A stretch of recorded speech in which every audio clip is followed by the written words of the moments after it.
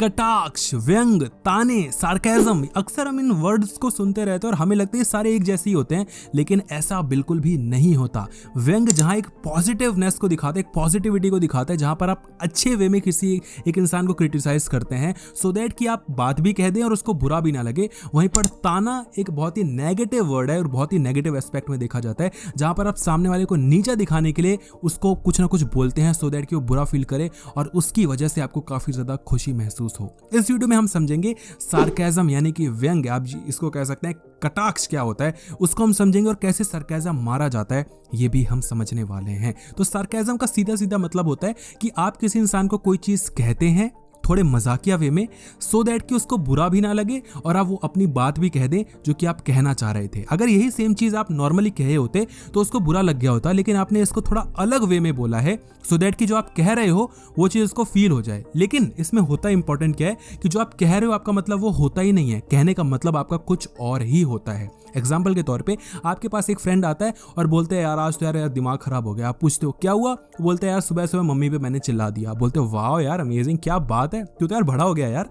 अब ऑब्वियसली हमारा मतलब नहीं है कि तूने बहुत अच्छा काम किया है, लेकिन हम एक सार्केज्म मार रहे हैं कि तूने गलत किया है। मम्मी पे कौन चिल्लाता है यार, ये बहुत गलत किया है तूने। तो ऐसे ही कुछ एग्जाम्पल्स हम बताएंगे और ढेरों एग्जाम्पल्स के साथ समझेंगे कि सार्केज्म कैसे मारा जाता है। लेकिन उससे पहले समझ लीजिए 3 ऐसी खास चीजें जो कि सार्केज्म मारते वक्त, सार्केज्म करते वक्त आपको पता होनी चाहिए, क्योंकि अगर आपको चीजें पता नहीं हुई तो लोग आपके व्यंग को, कटाक्ष को ताने के रूप में समझ लेंगे और आपसे गुस्सा हो जाएंगे। सबसे पहली चीज, दी एप्रोप्रिएट टोन एंड एक्सप्रेशन। जब भी आप सार्केज्म मार रहे हैं तो आपका हंसना, आपका थोड़ा सा मुस्कुराना और लाइटर नोट पे हल्का सा बोलना जरूरी है। ऐसा बिल्कुल भी ना लगे कि आप सीरियस बोल रहे हो। जैसे कि आप किसी फ्रेंड के घर जाते हो और उसकी मम्मी आपको बोलती है कि आजकल ये बड़ा बन ठन के रहना शुरू कर गया है, लगता है इसकी शादी करवानी पड़ेगी, और आप बोल दो नहीं इसकी तो ऑलरेडी गर्लफ्रेंड है आंटी, तो ये कितना ज्यादा सीरियसनेस माहौल हो जाएगा।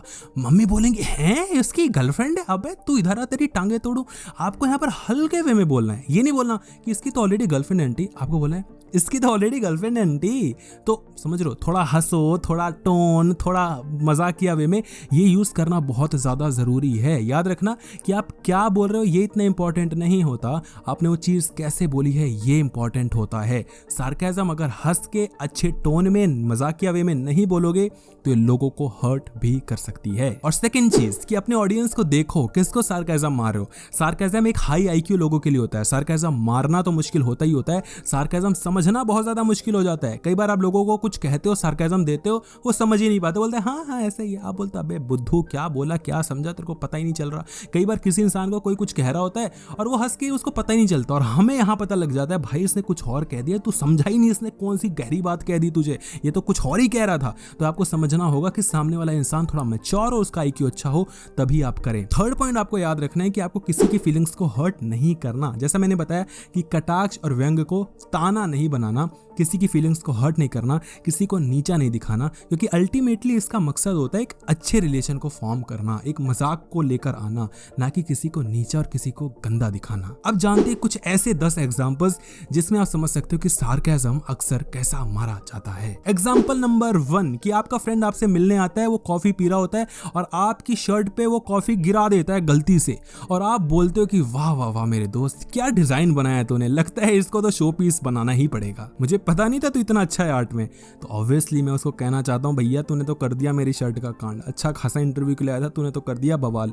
लेकिन आप उसको थोड़ा मजाकिया वे में लेके जा रहे हो ताकि कोई बुरा मतलब बिहेव ना करो आप। एग्जाम्पल नंबर 2, आपने अपने भाई को कहा था कि अम्ब्रेला लेके आना जब भी मेरे को रिसीव करने आना, वो भाई छाता लाना ही भूल गया और बारिश हो रही है कड़ाकेदार, और बोलता अरे छाता लाना तो मैं भूल ही गया। अब यहाँ पर आप उसको डांटते नहीं हो, आपका अगर बिहेवियर अच्छा है तो आप बोलते हो कि वाह वाह वाह क्या बात है, आज सुबह नहाया भी नहीं था, आज तो मजा ही आ जाएगा नहाने में, चलो चलते हैं। तो आपने यहाँ पर एक पॉजिटिविटी दिखाई है। आपने यहाँ पर डांटना एक मकसद नहीं समझा, आपने डांटना एक अपना ऑप्शन नहीं चूज किया, आपने चूज किया कि ठीक है कोई बात नहीं, एक सकारात्मक वे में आपने बोला चलो भीग जाएंगे कोई बात नहीं। तो ये भी एक पहलू हो सकता है। एग्जाम्पल नंबर 3 कि आपका फ्रेंड कुछ खा रहा होता है, कोई बिस्किट खा रहा होता है और वो आपको थोड़ा सा आधा बिस्किट तोड़ के देता है कि ले भाई खा ले, और आप बोलते हो वाह यार इतना ज्यादा बिस्किट, भाई मेरा पेट भर जाएगा, पागल है क्या, थोड़ा सा तू भी ले ले। तो ऑब्वियसली आप कहना चाहते हो कि भाई पागल है, आधा बिस्कुट कौन देता है भाई, या तो 2-3 दे ही दे या तो नहीं देता, हद हो गई। तो आप उसको डांटते नहीं हो, मजाक क्या वे में कहते हो भैया तो बहुत ज्यादा दे दिया तूने। नेक्स्ट एग्जांपल कि आपका दोस्त को बहुत ज्यादा आदत लगी हुई है लेट आने की, वो आपको कॉल करता है और बोलता है भाई बस 5 मिनट में आ रहा हूँ, भाई बस 5 मिनट में आ रहा हूँ, भाई बस आ ही रहा हूँ, बस पहुंच ही गया। और वो लास्ट में आधा घंटा 1 घंटा लेट करके आता है और आप बोलते हो क्या बात है मेरे दोस्त, इतनी जल्दी आ गए यार, पंचुअल हो, मानना पड़ेगा तुम्हें। गांधी जी के बाद तुम ही वो इंसान हो जो पंचुअल रहे हो। नेक्स्ट एग्जांपल कि आपकी जिप खुली हुई है और कोई लड़की आपको बोलती है तुम्हारा लेटर बॉक्स खुला हुआ है, और आप बोलते हो अरे तेरी नजर वहां पे क्या करी थी, क्या बात है। तो यहाँ पर थोड़ा आप नॉटीनेस, थोड़ा फ्लर्ट दिखाते हो लेकिन सार्केज्म यूज करते हुए। ये याद रखना, उसके बाद आप अपनी जिप बंद कर लेते हो और उस लड़की को मतलब छेड़ते नहीं हो, एक पॉजिटिव वे में दिखाते हो ये सब। नेक्स्ट एग्जांपल कि आप अपने एक फ्रेंड के साथ एक मूवी देख रहे होते हो और वो अपने फोन में ही लगा हुआ है और स्माइल करे जा रहा है, पता नहीं किससे बात कर रहा है, क्या कर रहा है, और ये चीज हमें अच्छी नहीं लग रही। तो उसको ये बोलने की बजाय कि भाई मूवी भी देख ले, क्यों लगा हुआ है उसमें, यही करना था तो आया क्यों मेरे साथ, अकेले ही कर लेता ये सब, तो बुरा लग जाएगा। तो आप सार्केज्म मारते हो, कहते हो भाई एक बात तो है, मूवी में कितनी एंटरटेनमेंट चल रही हो लेकिन तेरे फोन में जो है ना इससे कहीं ज्यादा एंटरटेनिंग है, हमें भी दिखा दे कौन सी मूवी चल रही है यहाँ अंदर ही अंदर। तो एक सार्केज्म मारते हुए कह दे कि भैया फोन को रख ले, थोड़ा मूवी पे ध्यान दे दे मेरे भाई। ऐसी एग्जांपल हो सकता है कि कोई इंसान आपको एक ऐसी चीज के बारे में बता रहा है जो कि बहुत ज्यादा ऑब्वियस है और बहुत ज्यादा वायरल हो चुकी है। तो जैसे कोई इंसिडेंट हुआ है रिसेंटली, या हो सकता है कोई लड़की वायरल हो गई हो, है ना, और आप ग्रुप में बैठे हो और एक लड़का आता है और बोलता है अरे भाई भाई पता है तूने वो वाली वीडियो देखी है जिसमें वो आती है, पता है उसका नाम ये यार, वो यहाँ पे ये करती है। आप बोलते हो वाह वाह वाह यार तेरे को तो बड़ी नॉलेज है, हमें तो पता ही नहीं था। तो अक्सर हम डे टू डे लाइफ में ये भी करते हैं। आपने ढेरों ऐसे एग्जांपल्स रील्स के कमेंट सेक्शन में देखे होंगे कि वाह इसीलिए तो मैं अपने नेट का रिचार्ज करवाता हूँ ऐसे कंटेंट को देखने के लिए, या कि भाई तेरे लिए तो मैं सरकार से सिफारिश करूंगा कि तुझे भारत रत्न दिया जाए। तो ऐसे कुछ सार्केज्म हम मारते हैं, हंसी ठिठोली का माहौल रहना चाहिए, सीरियस ज़्यादा जिंदगी में नहीं होना, है ना। बस अल्टीमेट मकसद ये है कि आप एक हेल्दी रिलेशन को कायम रखें, फ्रेंडशिप को बरकरार रखें, किसी को नीचा ना दिखाएं, किसी के फीलिंग्स को हर्ट ना करें। वीडियो अगर अच्छी लगी वीडियो को लाइक करना, चैनल को सब्सक्राइब करना, सो दैट कि ऐसी वीडियोस आपको और मिल पाएं।